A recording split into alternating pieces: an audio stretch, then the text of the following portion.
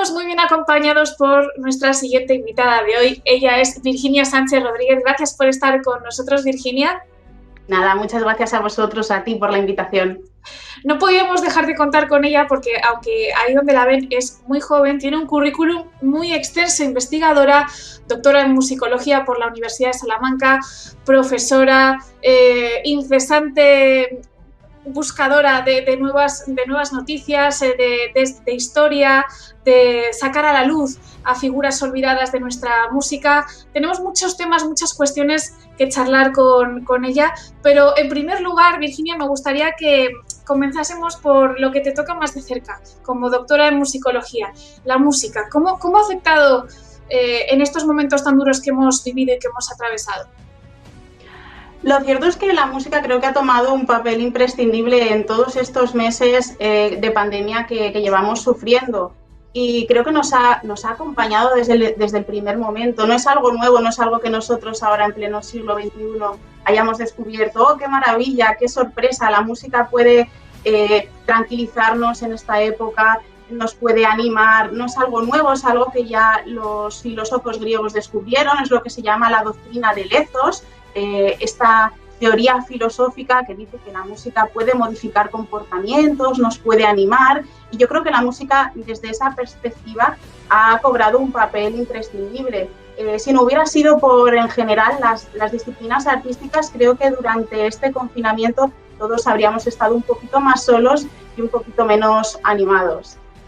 ¿Crees que después de todo esto, también en base a todo lo que nos estás contando, puede revalorizarse quizá un poquito más, sobre todo en el ámbito más cultural, que a veces, bueno, pues como era algo que teníamos ahí, hasta que no nos ha faltado, no nos hemos dado cuenta de esta carencia? Efectivamente, en ocasiones pensamos que los músicos o incluso que la música, que cualquier disciplina artística es algo simplemente para entretener, pero lo cierto es que son disciplinas absolutamente necesarias que contribuyen también a nuestro bienestar emocional, y que es, como muy bien dices, cuando tenemos estas situaciones en las que no hay conciertos, no hay obras de teatro, no hay ningún tipo de espectáculo público hasta ahora que empieza a abrirse esta nueva normalidad. Es ahí, en esos momentos, cuando realmente somos conscientes de lo importante de sentirnos acompañados de estas disciplinas artísticas, que no son más que el reflejo de lo que el hombre, de lo que los creadores tienen dentro. ¿Crees que también estos momentos pueden servir de inspiración, no solamente para los músicos ya más consolidados, sino también para los más pequeños, ¿no? Porque no sé ¿cómo valoras tú la educación musical o los planes de estudio en concreto enfocados hacia la música? Parece que en cierto modo ha habido unos años ahí que se le ha dejado un poquito más de lado. No sé si esta situación puede revalorizar quizá y dar el lugar que se merece a esta materia. Pues lamentablemente así es. Desde hace bastantes años la música es una de las materias más perjudicadas dentro del currículo, dentro de la educación primaria, de la educación secundaria, y es algo que, bueno, no es mi opinión. Como demuestran los estudios, numerosos estudios científicos, numerosas investigaciones académicas, la música puede contribuir, tiene numerosos beneficios, empezando por la educación emocional, como comentábamos anteriormente, para el desarrollo del niño, para una correcta para un correcto desarrollo del ser humano, no solo porque permite la sociabilización cuando hacemos una danza o cuando cantamos una canción y todos nuestros corazones laten a la vez al llevar la misma respiración y los mismos sonidos, sino que la música también contribuye en esa educación cultural, en esa valoración del ser humano hacia las disciplinas artísticas, hacia lo bello, hacia toda la creación del hombre. Y en ese sentido, bueno, ojalá los políticos también sean conscientes de esos beneficios musicales y le den un lugar más digno a la educación. En todo caso, por ser positivos y por quedarnos con algo positivo, yo creo que después de todas las situaciones malas siempre tienen que salir cosas buenas. En ese sentido, después de la Segunda Guerra Mundial hubo una serie de cambios a nivel musical que fomentaron la creación musical y un campo mucho más rico a través de compositores como Schoenberg, como nuevas tendencias con la tecnología. Pues ojalá también, después de esta situación tan compleja que hemos vivido, también en el campo de la música y de todas las disciplinas artísticas, los músicos encuentren nuevos lenguajes y todos seamos conscientes de sacar algo positivo también en la creación musical y artística. ¿Puede volver a repetirse, por lo tanto, la historia? Bueno, espero que se repita lo positivo de la historia y que seamos lo suficientemente inteligentes como para no repetir sus errores. En todo caso, confiemos en la especie humana. Yo creo que ahora mismo no queda otra que tener confianza y bueno, ser responsables. Por eso, desde mi perspectiva, considero tan interesante y tan importante conocer la historia. Siempre que conozcamos la historia, podremos tratar de solventar aquellas cosas que no hicimos bien en el pasado. Virginia, entrando un poco más en toda tu trayectoria, que es ingente, lo decíamos antes al inicio y es que es verdad, vemos que hasta tus investigaciones han llegado en los últimos días hasta Chile, ni más ni menos, hasta el periódico El Mercurio. Bueno, has copado los medios de comunicación prácticamente en todas partes, ganadora del premio de investigación Rosario Valpuesta. Bueno, tienes un currículum impresionante y me gustaría saber en estos momentos en qué estás trabajando. Bueno, yo trabajo sobre todo en torno a 3 líneas de investigación, la música dentro de los medios audiovisuales, sobre todo en torno al cine del franquismo. Por otro lado, las músicas populares, que es el campo en el que he estado trabajando recibí la beca de investigación etnográfica Ángel Carril del año 2016 de la Diputación de Salamanca y la beca de investigación en folclore de CIOF y del Ministerio de Cultura del 2018. Y mi tercera línea de investigación tiene que ver con los estudios de las mujeres dentro de la historia de la música. Sobre todo ahora mismo estoy trabajando en torno a esa vertiente, en torno a la soprano María Barriento, que fue la protagonista de mi último libro sobre María Barrientos, que como comentas, pues ha llegado incluso a Chile, donde le han dedicado un espacio reivindicando la figura de esta soprano que tanto hizo por la música, una soprano española internacional, de la que apenas se ha hablado en los últimos años y gira un poco en torno a esa dirección mis próximas investigaciones, sobre todo continuar investigando en torno a María Barrientos y bueno, un poco ir solventando, ir cubriendo otros intereses en torno a las líneas anteriormente expuestas. También estoy comenzando otra investigación a partir de un hallazgo sobre una documentación inédita del compositor salmantino Tomás Bretón, de la que creo que podré hablar en los próximos meses porque es un hallazgo a partir de unos documentos inéditos que tiene un elevado valor histórico.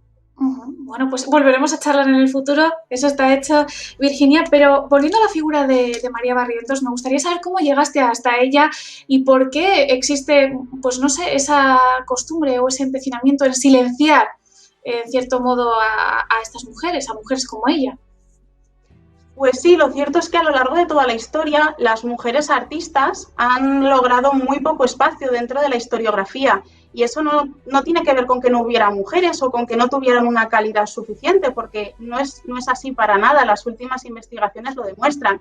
Quizá tiene que ver con que la historia la solían escribir los hombres hasta no hace tantos años y a que muchas de estas mujeres, cuando contraían matrimonio y formaban una familia, algunas de ellas tenían que dejar su carrera artística. Aún así, a pesar de esas circunstancias y de las convenciones sociales de la época, lo cierto es que ha habido muchísimas mujeres artistas a lo largo de la historia. Afortunadamente, en los últimos años estamos conociendo el nombre de muchísimas de ellas, tanto en el campo plástico como literario, como musical. Y una de esas mujeres de las que apenas se sabía nada es María Barrientos.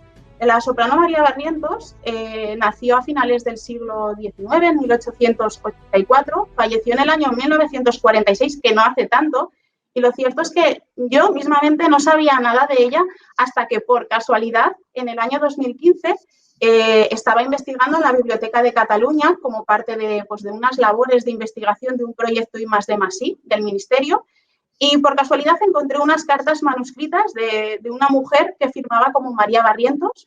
Comencé, como en aquella época yo ya trabajaba cuestiones de la presencia femenina en la música, comencé a leer las cartas, descubrí por lo que leía, me pareció que podía ser una soprano, que podía ser muy joven y me pareció desde ese instante una figura fascinante, hasta el punto de que desde ese año 2015 comencé a investigar, a tirar del hilo para saber quién era y descubrí una soprano fundamental, importantísima, una de las más importantes, probablemente la soprano con mayor incidencia, trascendencia internacional del primer tercio del siglo XX en todo el mundo. Con lo cual, pues fue una casualidad o quizá tenía que ser así. Yo tenía, por cosas del destino, que encontrar esas cartas para tratar humildemente con mis contribuciones de darle el sitio que, en mi opinión, y constatado por los datos, un sitio que merece dentro de la historia. Imagino que la repercusión de un hallazgo como este y además pues la construcción de los detalles de su vida que no son fáciles, que son complejos, porque una persona que se le ha silenciado a lo largo de tantos años, aunque no hace tanto, pero para investigar yo creo que los años van pesando y es más difícil cada año que pasa buscar más información. Imagino que la repercusión ha tenido que ser muy importante. Bueno, lo vemos en los medios de comunicación, pero también en el entorno de la música, de los profesionales, de los investigadores.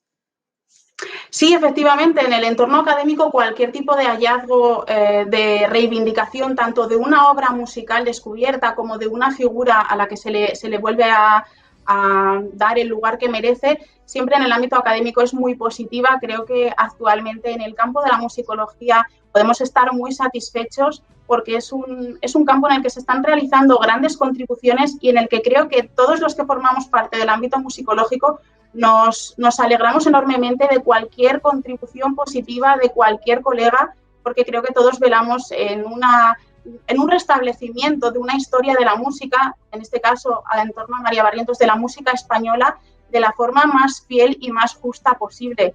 En ese sentido, sí es verdad que he logrado bastante visibilidad a través de esta investigación de María Barrientos y sus cartas de juventud, sobre todo porque esa investigación con las cartas de la Biblioteca de Cataluña recibió el premio, el accésit del Premio Internacional de Investigación Victoria Kent en el año 2018.